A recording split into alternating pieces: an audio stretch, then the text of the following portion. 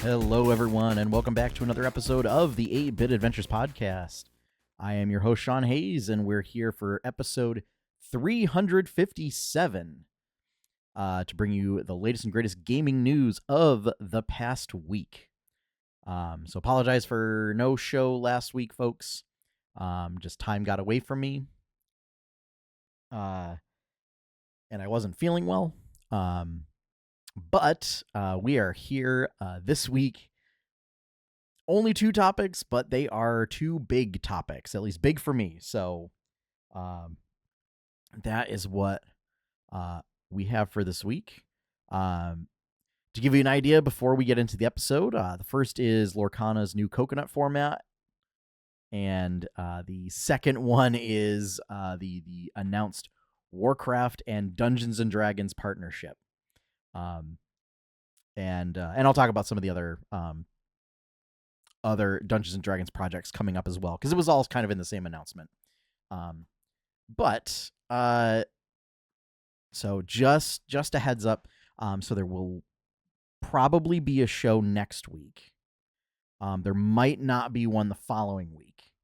I've got some procedures coming up that I will be recovering from. And so I may or may not be well enough to do a show, but I'll keep everyone posted. Okay. In addition, there's a new. Technically, it's a new comic up on the website, so go check that out. We'll talk about that then at the end of the show when we normally discuss promotions and whatnot. But the hope is more comics in the future. So, without further ado, we're going to get into this week's news because I really want to talk about it. So, first up, Lorcana's coconut format.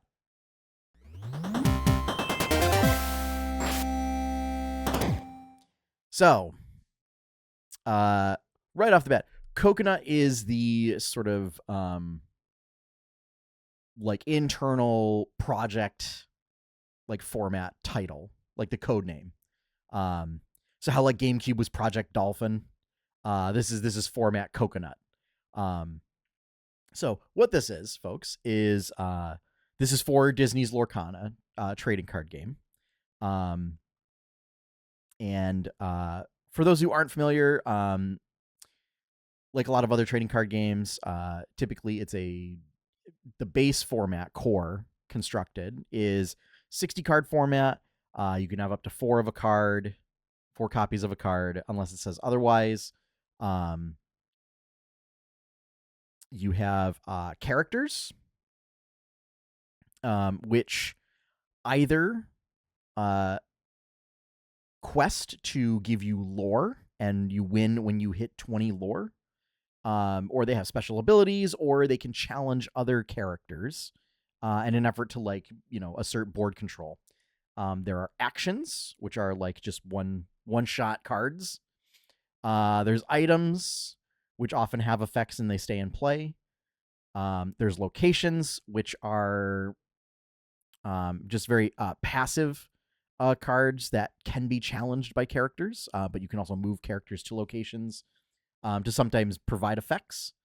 And locations automatically, if they can generate lore, so they can generate you points. And they do that automatically at the start of your turn. And there are, because it's Disney, there are songs, which is a special type of action where you can exert, or in Magic terms, tap a character who has the same cost to play as the song, and then you can play that song for free. So they sing it, and there's like certain abilities that augment singing and things like that. So that's just a brief overview of Lorcana in the core constructed format. And there's also an infinity format, which is just same thing, but you can use cards from like set 1 all the way up. Whereas core constructed, like, stuff rotates out. Very similar to like standard in Magic, versus Legacy, I think would be the synonymous format. So if we're using Magic as the comparison, Coconut is sort of Lorcana's take on a Commander-esque format. So what this is it is a multiplayer format. So it's recommended for 3 to 4 players in a pod. Minimum 60 card deck. You can go over. Singleton.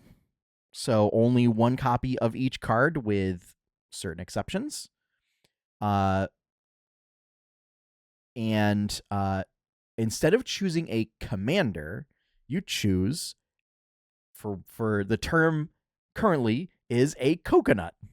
And what these do is they have the artwork and name that matches an existing card. They are all characters at the moment. And it provides either like a static ability that affects your whole deck, or it might allow you to do like a once per game effect. But they're more like an emblem or an enchantment or something that exists outside of the game. So they are not specifically cards. So you can't interact with them outside of like they trigger stuff for you. But and I said one of the exceptions to the singleton rule is you can have up to 4 copies of the card that matches your coconut in the deck. Okay, so ideally you will have a deck of 56 like single copies of cards, and then 4 copies of the card that matches your coconut.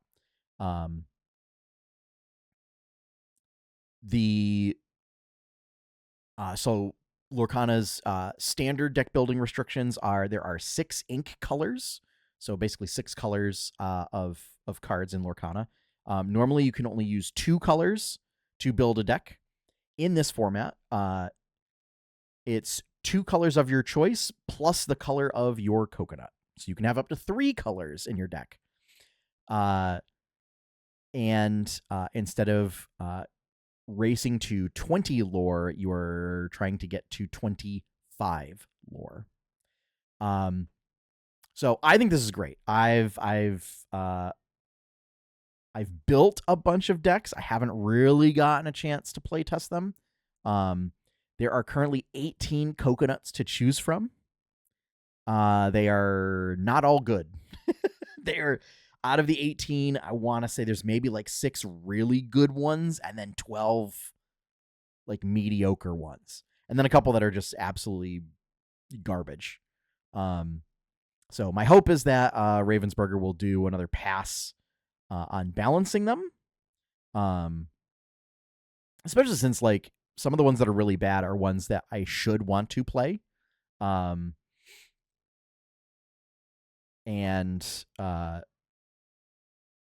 Hopefully there may be some sort of thing for like making your own custom coconuts. Obviously if it's intended to become a serious format, that wouldn't be a thing. But like, if you're doing kitchen table stuff, maybe like guidelines for making a custom one. Because I already have some ideas in my head of like doing a custom coconut for these decks, and being able to play around with like card ratios and abilities that affect your whole deck and stuff. So yeah, I think I'm honestly a little surprised. I know people have been clamoring for like a singleton format, just because a lot of people coming from Magic who really like Commander, but kind of like prefer Lorcana's different pace. So Lorcana does not have they don't have anything that happens like you can't generally play cards outside of your own turn. So it's much more similar to like Hearthstone in terms of gameplay, where like if you're using your characters to challenge other characters, you have to be able to challenge those other characters. But you're not playing like there's no instance or counter spells or things like that. So you don't have to worry about that. So it's just like a different speed than playing Magic, and certainly from playing Yu-Gi-Oh, where like the game does last past turn 1 and 2. Um, but Lorcana from the beginning was made with multiplayer in mind. And when I mean multiplayer, I mean like 3 or more players and not just 1v1. There's been plenty of cards which specify that they affect like each opponent or, all opposing characters. And otherwise, like, it was just, you just play a normal game. And it seemed to scale up really well. And it has, you still get kind of the politics that you would get in a game of like Commander. Because you can often try and convince other people like, oh, well, you should, if you can do this, then I can do a thing to take these characters out. And there's king making and things like that. But it seems like people have been really clamoring for a singleton format.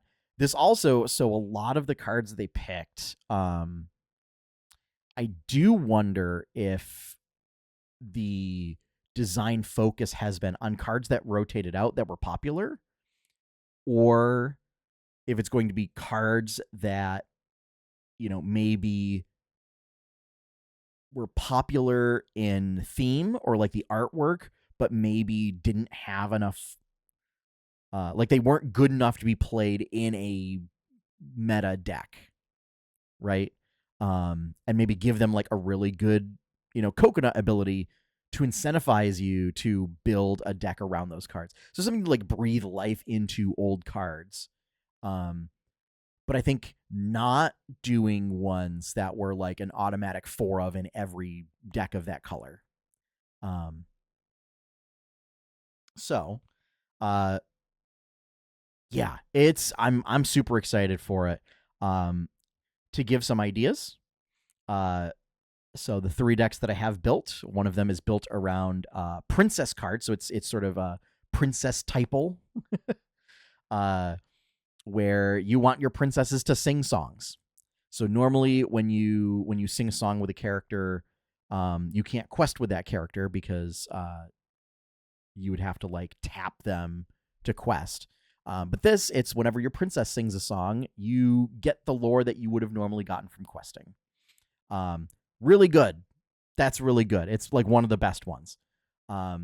There's like a Stitch one, where you once per turn you can play a character that costs 2 or less, for free. You play it from your hand unless you have a Stitch in play, in which case you can play it from your discard pile. And then another one is a Tinkerbell deck, where it's whenever an action or ability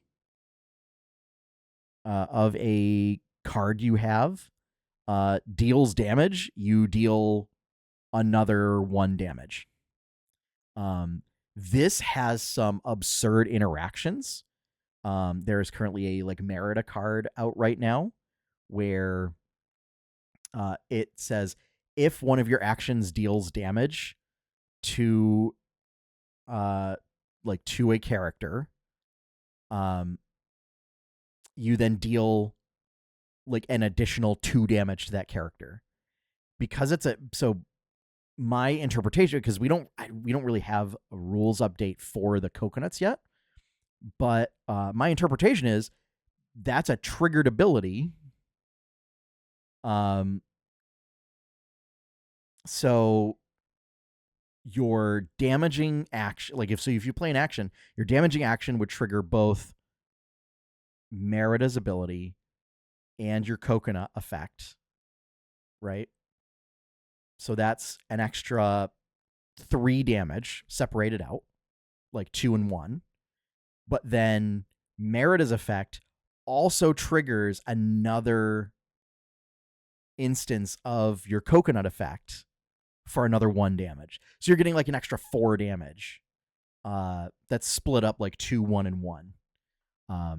So I think that's going to be really good. There's couple other ones. So like there's a Winnie the Pooh one, which was one of the ones where like he was a vanilla card. He had no special abilities, but the artwork was like one of the best in the set. People were really upset about that when it first came out. So they made it an ability where if you play a card that has no abilities on it, you can, you can pay 1 to draw a card.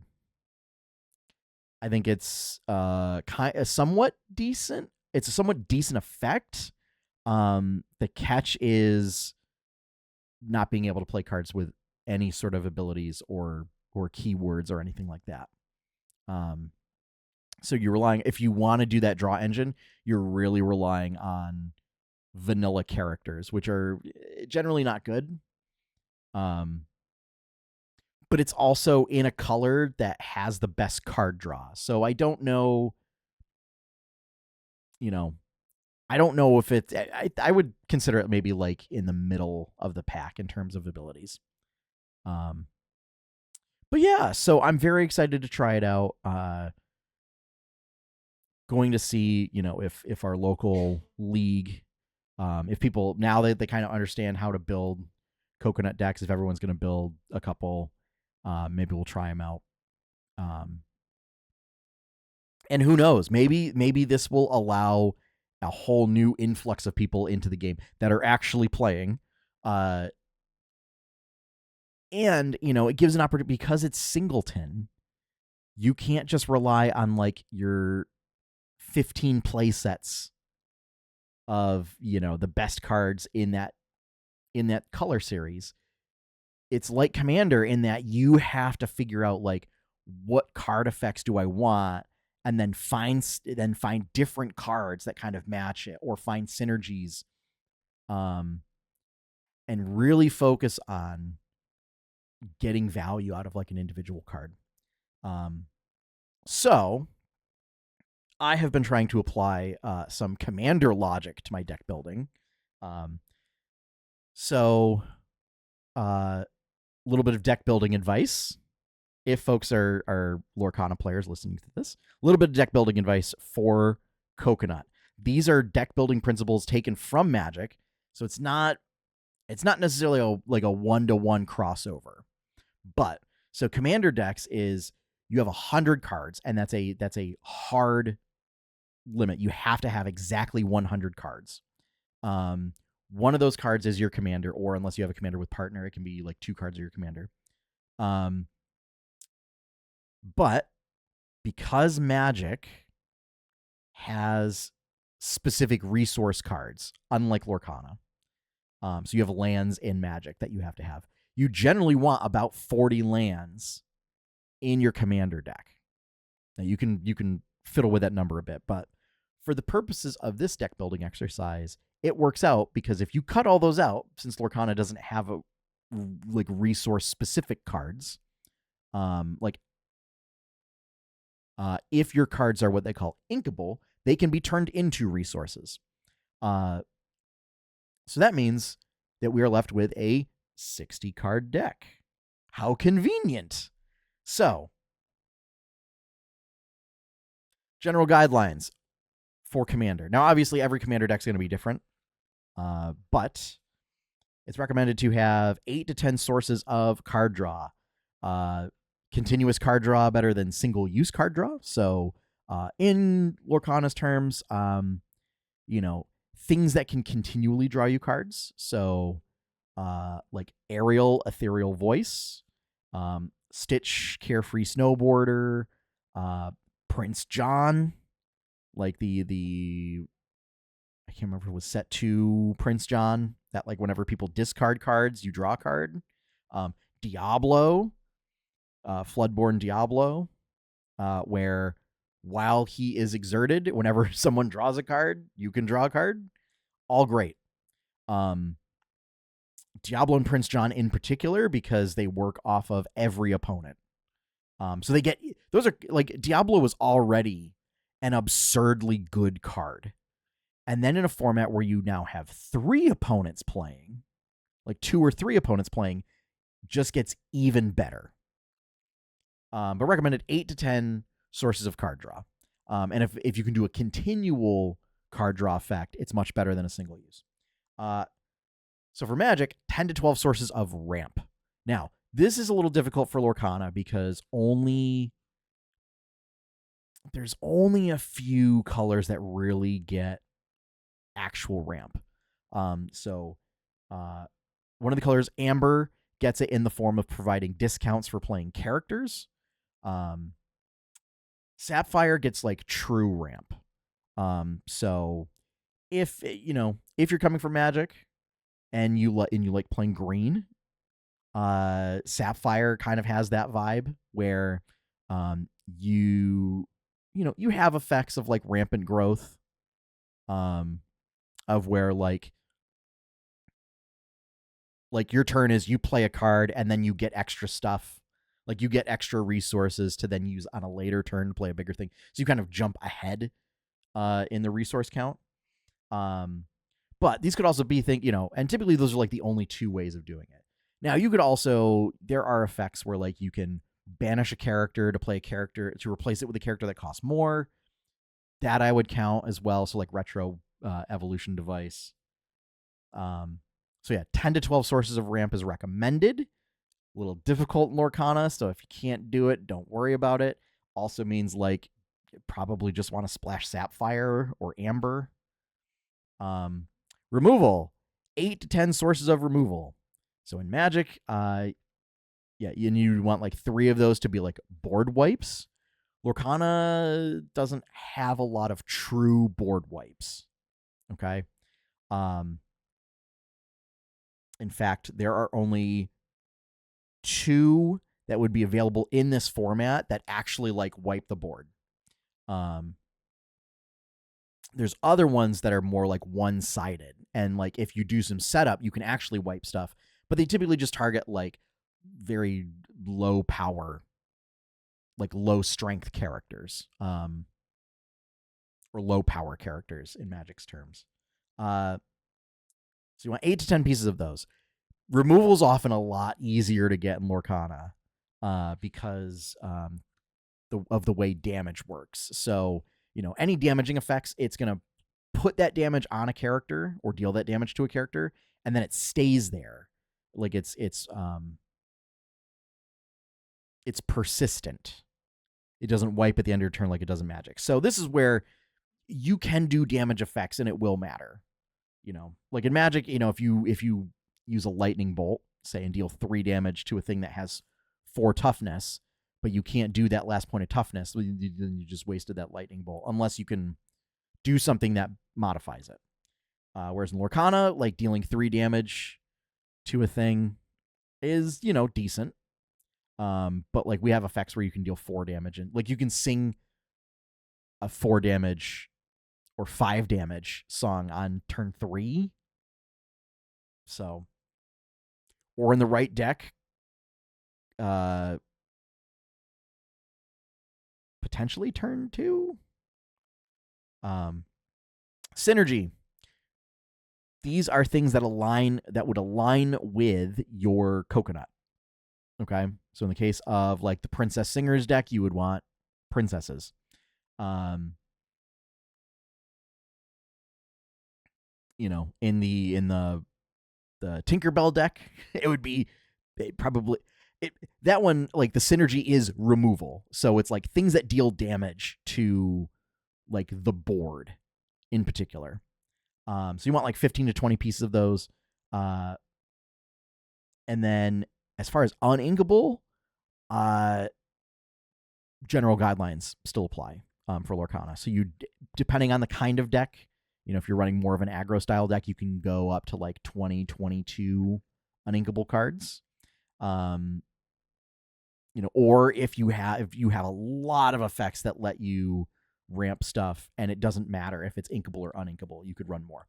But generally you want around like 16, like 12 to 16. Those are just rough guidelines. I have yet to see if using those principles actually works out. Obviously, the more card draw you have, the better. And if in particular you can get, again, effects like Diablo where while he's exerted, every time an opponent draws a card, you can draw a card, is obnoxiously strong. So the more effects that you can affect all of your opponents, the better. So, yeah, very excited to try it out. And I'm hoping to see more, or at least like rebalancing the existing ones. Just there is a wide disparity between like the ones that are at the bottom and the ones that are at the top. So yeah. Format Coconut. It is so all of the coconuts themselves are available like in the Lorcana app. There's an official app that you can use. There's also a link to it was a link on the Lorcana subreddit that someone shared where it's a site where you can make proxies. But this is a case where if I were Ravensburger or Disney, I would be okay with it. So that you could just, what it does is if you just choose the coconuts, like you can use coconut as a set. And then what it does is it just spits them all out into a PDF, and then you can print them out, cut them out. I printed them out. Fortunately, they come out like pretty low res, but I was able to print them out, cut them out on like nice card stock, and then laminate them. So now we have like a physical thing in play. We don't have to rely on having an app. But I'm hoping to get some more testing and report back on my findings, but I'm very excited about it. So, all right, that takes care of Format Coconut for us. So, next up, we're going to talk about Warcraft and Dungeons and Dragons. Folks, this is not the first time that I have worked on an extensive homebrew project. Very extensive homebrew project that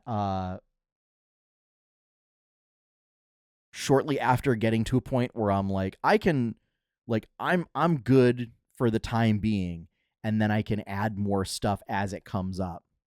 That Wizards then announced a product that just exactly matches what I was producing. The last time this happened was for the 4th edition D&D launch, where my 3rd edition system, like my homebrew rules for 3.5, ended up closely resembling 4th edition. So I've just mixed feelings in my reaction of just like it's happened again. And to be clear, it's coincidental. It's just pure coincidence. I'm not in contact with Wizards of the Coast at all. I'm certainly not big enough to be a creator. And I also haven't posted anything about like what I was developing for my homebrew World of Warcraft setting. But so what this is at Gen Con, Wizards announced like their lineup. We've kind of known that they were using some like games as a service parlance for their release schedule. So like currently right now we're in the season of Magic with like Arcana Unleashed. They're going to continue that. So, they have 4 seasons coming up: Season of Champions, Season of Survival, Season of Sword and Sorcery, and Season of Rebellion. Changing it up a little bit in that 2 of the books in that release schedule are being released under the Universes Beyond banner. Now, it makes sense for them to use this term because it's a term from Magic the Gathering for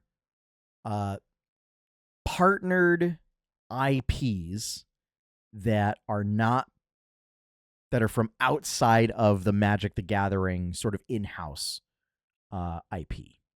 So this would be anytime you see stuff of like, we're going to go down the list of universes beyond content that have appeared, that are on current Magic cards. Teenage Mutant Ninja Turtles, Transformers, The Walking Dead, Lord of the Rings. Ironically, Dungeons and Dragons is considered a universes beyond product for Magic the Gathering. But we've had 2 Marvel sets. We've had Spider-Man and Marvel. We've had Avatar. And so on. Like we've had SpongeBob Secret Lair. We've had a Sonic Secret Lair, Street Fighter, Fortnite. You get the idea.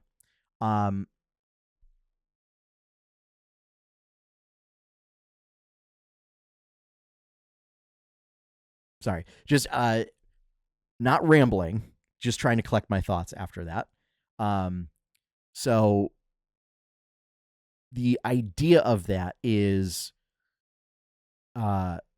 Wizards creating an official delineation of these are products that do not necessarily connect to the Dungeons and Dragons like universe kind of a thing. So this is where like third-party creators who make campaign settings that like of their own may not necessarily be universes beyond, right? Because we've got, we've had Acquisitions Incorporated, we have Exandria from Critical Role, we have a bunch of stuff from Legends of Adventures. So things like that, like I still fall under just like third-party creators, but it's still being made like for, like with an understanding of like it kind of relates to the in-game universe of Dungeons and Dragons. Warcraft, it will not. And so the Warcraft book is going to be released in the Season of Champions. So it'll be the next content release. So this is a big deal. It's got a lot of people very excited about it. A lot of the Warcraft community is very excited about it because there's a big overlap between like Warcraft and like the Warcraft community and the Dungeons and Dragons community. Shocking, I'm sure. But after that, we're going back to universes within, which I don't think D&D is using that term, but that is the Magic the Gathering term for. It's typically used for, like in-universe versions of universes beyond cards that were done in like secret lairs and stuff. I don't know if they really do it as much nowadays since they've had full universes beyond sets that were standard legal. But they might still do it for like secret lair drops. But as far as universes within, then we're getting Dark Sun. Shocking to me that we're getting Dark Sun. And we'll talk about that a little later. Greyhawk. And then going back to universes beyond for Season of Rebellion for Star Wars D&D. So, Star Wars D&D, I would imagine, and my hope is that it's kind of like a 5.5 refresh of Star Wars Saga Edition, which was pretty good, folks. It was pretty good. But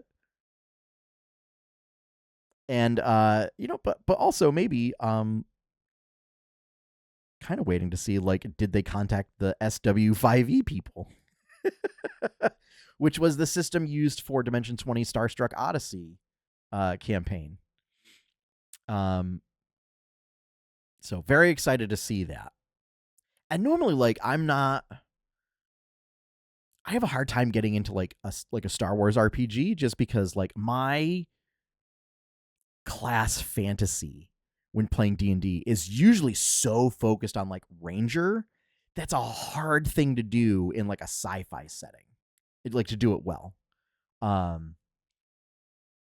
So it's really like just trying to figure out what I would want in a Star Wars game. But underlying systems, I love them. And then Dark Sun, So Dark Sun's going to be shrink wrapped. It seems like they're leaning very heavily into like the brutality of the setting. My concern is that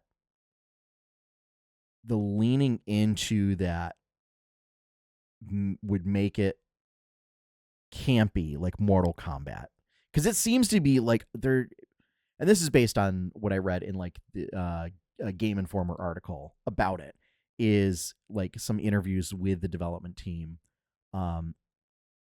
My concern is just leaning into it too far, that it turns goofy and just like edgy for the sake of being edgy and quote unquote brutal. And I'm concerned that it might lose sight of the message of the setting, which was very much like environmental apocalypse focused. Of like constantly using arcane magic destroyed the environment and therefore created this like wasteland that is very difficult to survive in. And just I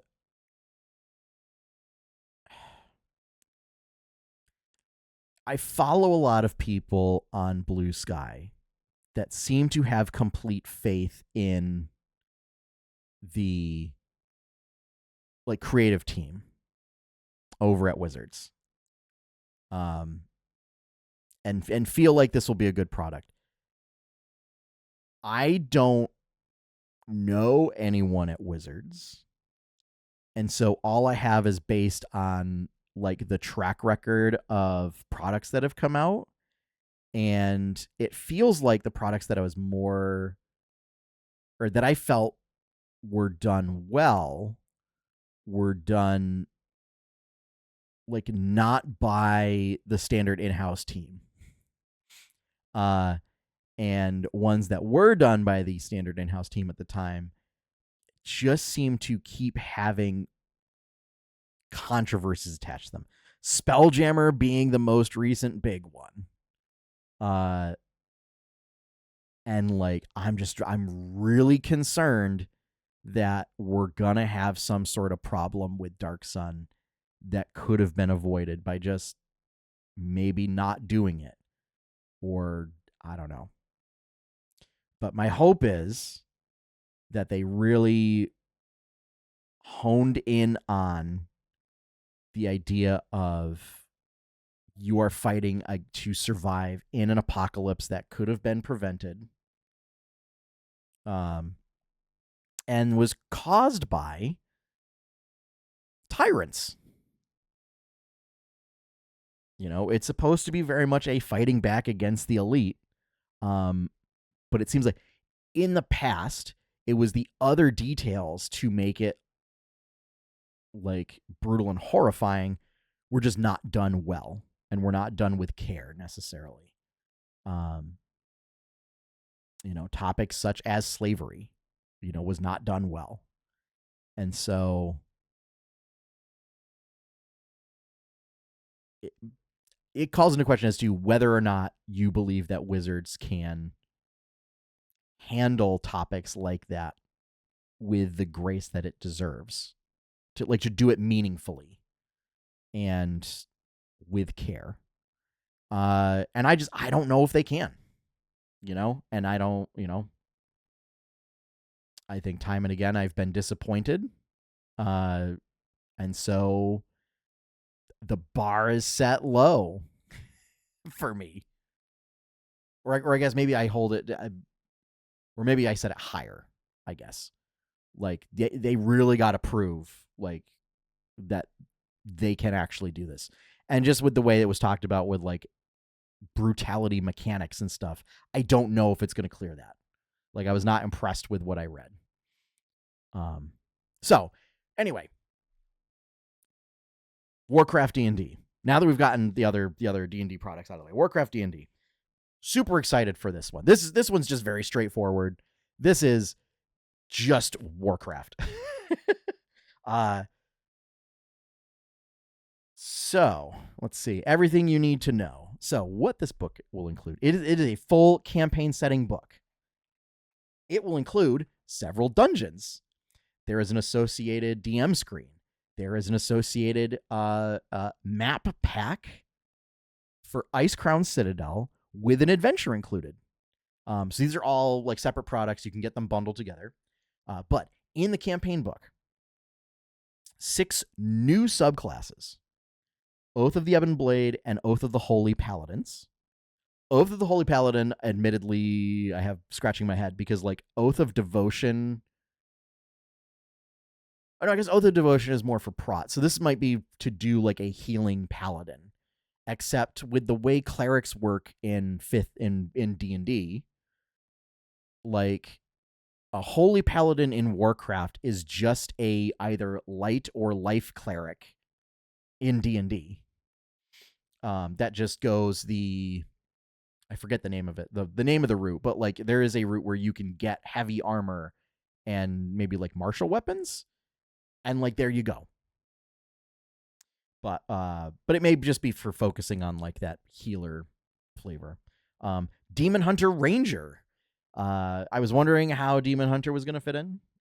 Ranger does make sense. D&D, like the D&D concept of Ranger is a bit of a catch-all, but like one thing that it focuses on is like you are good at singling out either a specific enemy or a specific type of enemy.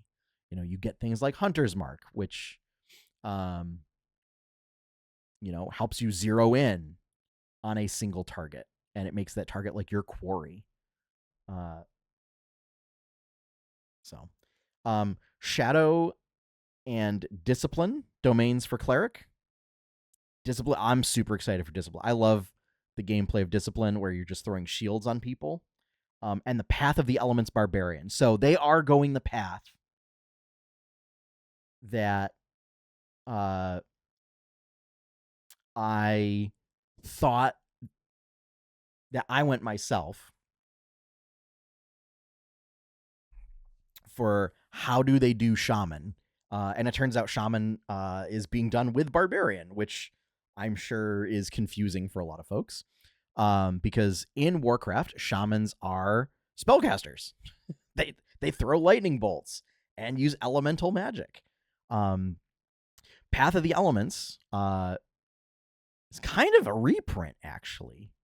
So unless they're going to do a new one, but like Path of the Elements was always like you gained like an elemental aura when you raged, and you did like various elemental things. So unless like they're going to have it so that you're throwing magic around while raging, I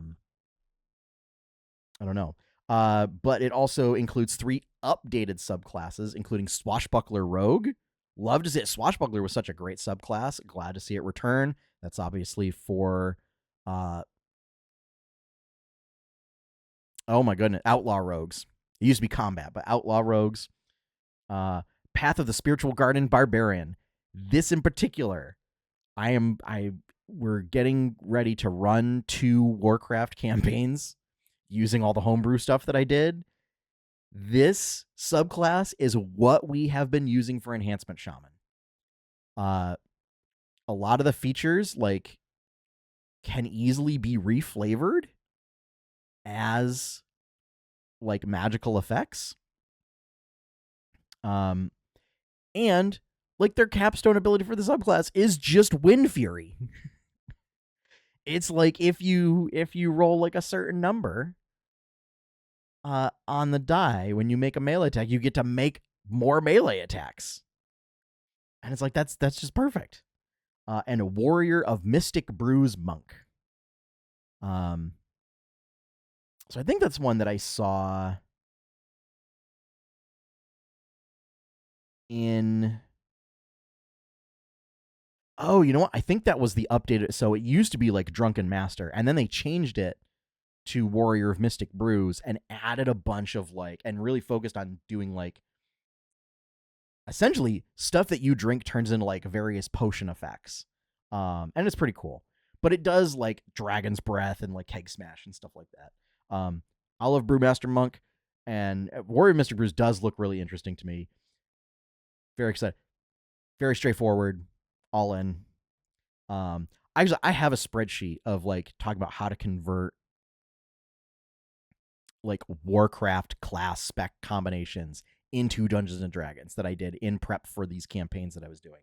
And like there's some of them where it gets real weird. So like thankfully shadow and discipline domain for clerics, because otherwise you're looking at like shadow priest translated to great old one warlock and discipline cleric translated to celestial warlock. There's a lot of warlocks getting thrown around for stuff that like wasn't warlock in particular. But yeah, so 6 new subclasses, 3 updated subclasses.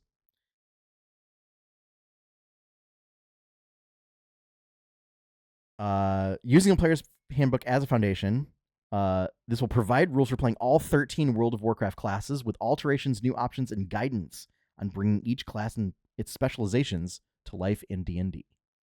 Unless you've already done it like me. In addition to the new WoW mapping rules for 5 existing species, they didn't say which ones. My guess is going to be human, orc, elf, dwarf, gnome.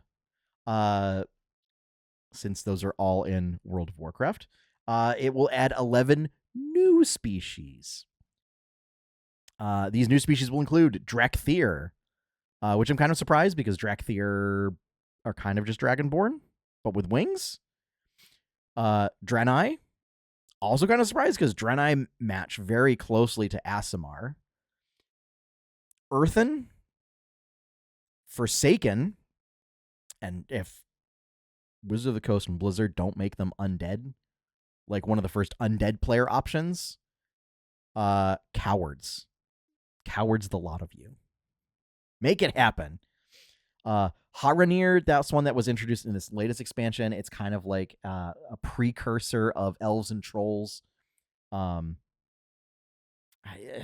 Whatever. Mechanome might... I'm surprised Mechanome just doesn't become a reprint of Autognome from Spelljammer. Very similar. Pandaren. Excited for Pandaren. Tauren.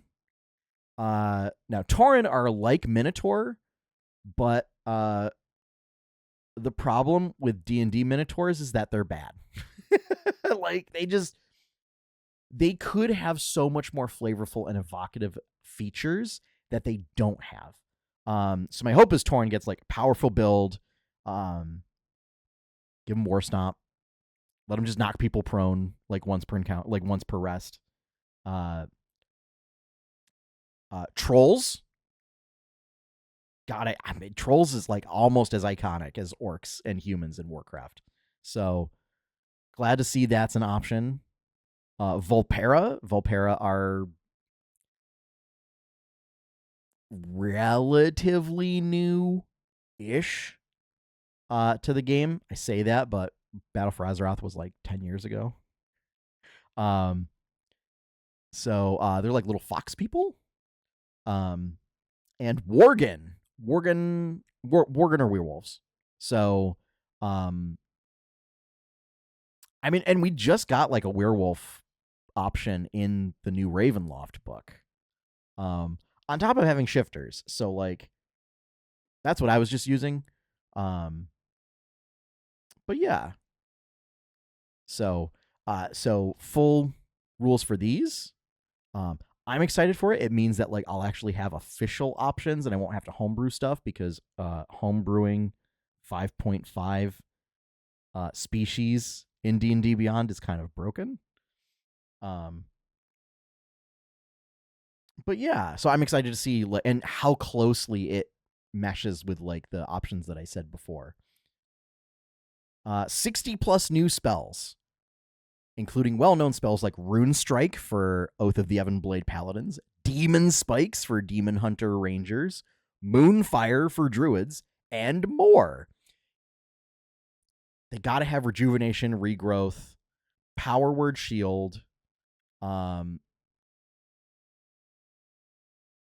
It'd be really funny if they did Bestial Wrath as a Beastmaster Ranger. And I'm not sure what else. Maybe Pyroblast. Pyroblast is always a big fun one. Or Scorch. I assume a bunch of like the Warlock summons, maybe. Or Stampede. Stampede for hunters will be, or for rangers will be fun. But yeah, excited to see that. I always just assume that Moonfire just carries over to like Starry Wisp, especially since you can cast it as a Circle of the Moon Druid. You can cast it in that form. And that Moonbeam becomes like Lunar Beam. Book contains a treasure haul of popular magic items, mounts, and companion creatures to reward your exploration across Azeroth. Professions. They're going to bring professions in, which to customize your hero between quests, turning downtime into a space to craft gear, tinker on trinkets, and prep upgrades. So looks like it'll be another layer to your character. I'm excited to. I'm curious and excited to see what they're going to do for that. Because like we already have tools, and a lot of the tools map over to the professions in Warcraft. So like we have alchemist supplies, we have herbalism kit, we have smith's tools, we have tinker's tools, we have calligraphy supplies for inscription. So I'm trying to think of what else. We've got leatherworker tools. We have weaver's tools for leatherworking and tailoring. The only thing we don't have is enchanting. But you can also get around that. You can just make enchanter's tools be a tool set and do whatever. So I'm excited to see what they do with that. Hopefully that it's not just like kind of a cop out, like crafting is by default in 5.5. 50 plus new monsters and 30 dungeon boss stat blocks. Excited for that. 7 iconic dungeons reimagined, including Asjal Narub, Black Fathom Deeps, Dead Mines, Dire Maul, Onyxia's Lair, Scarlet Monastery, Shadowfang Keep. A little mad that Wailing Caverns is not in there. I was excited for Wailing Caverns to be in there because one of the games that I'm running is a Barons game. And each one is packed with boss encounters that will test the mettle of any champion. So my guess is that that those dungeon boss stat block, I wonder if those are going to be spread across those 7 dungeons. Or if they're going to be separate from that. 20 plus factions, each with its own renown rewards, built on the renown rules in the Dungeon Master's Guide. That I had created all sorts of tables for doing my own renown system. Excited to see what they come up with. And that's what's in that book. So the Icecrown Citadel Adventure Map Pack, 5 double-sided poster maps, 2 token sheets, a full digital adventure spanning levels 16 to 20. Guys, we're getting high-level D&D for Icecrown Citadel. Across 5 chapters, 10 maps, 10 boss encounters, 16 magic items woven through the adventure, exclusive digital boss kill rewards that unlock as your party cuts through the Citadel. I don't know what that means, folks. I don't know what that means. Maybe it's like a QR code that, like, when you go through it, you can then scan it and you get stuff. The DM screen, faction renown, encounter tables, and combat for a quick reference. 4-panel physical screen designed for Azeroth campaigns.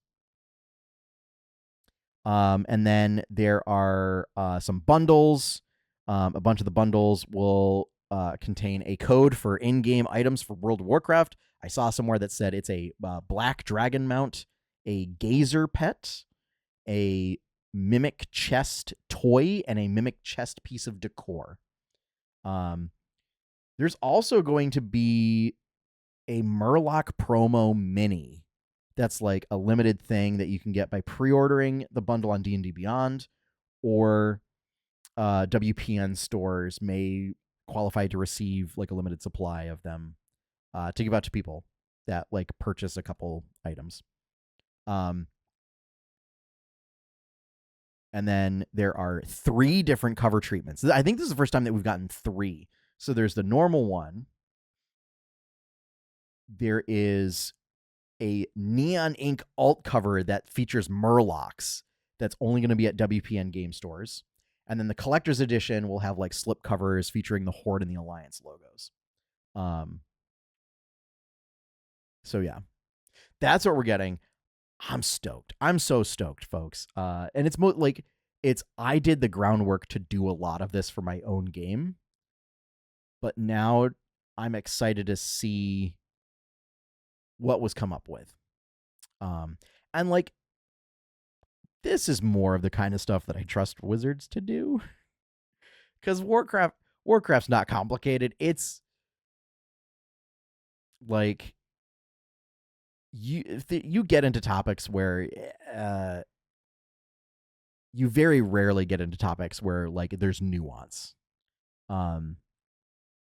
It's either cartoonishly like both sides fighting, or big mustache twirling villain that they have to come together to take down. And it leans very heavily into like the murder hobo trope of D&D adventurers, where that is literally what you are as the champion of Azeroth, is like you just get, people can just sucker you into doing whatever for a bit of gold. So yeah, that comes out. So full retail release is November 17th. The early release for like D&D Beyond subscribers and WPN stores is November 3rd. So very excited.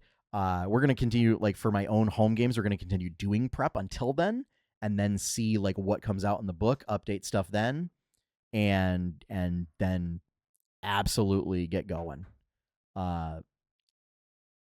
So one of my groups is doing a Barons game. We were going to do Wailing Caverns. I don't know. We might change it up a little bit and do, or we might be doing Dark Moon Fair. So, I mean, that would also be super fun. And then the other one's doing Westfall. So it's a Westfall game. So excited to have Dead Mines in there. But I don't know. Maybe we'll do, let's see, what would be the closest one? I guess Onyxia's Lair would be the closest, but that's tough. And then I think closest to that after that is Black Fathom Deeps, and that's man, that's all the way across Kalimdor. So yeah, very excited to see what comes in this. I have seen the alt cover, and it looks great. So I'm super excited about that, and it's like a neon ink. It's gonna look fantastic. I'm so pumped for it. So yeah. Again, this will come shrink wrapped, not for mature themes. I assume because of the codes, the in-game codes. Dark Sun will come shrink wrapped for mature themes. It will be like a rated 18 plus book. So, all right. This has been a long episode, an hour-long episode with 2 topics. So that is going to wrap things up for this week. Thank you so much for listening to me, folks. Ramble on about this stuff. At least I stayed awake this time and not rambling incoherently. As I mentioned earlier in the show, if you want to see more content, such as the 8-Bit Adventures comic, you can go check it out over at 8bitadventures.com. I did post a new comic last week, maybe the week before.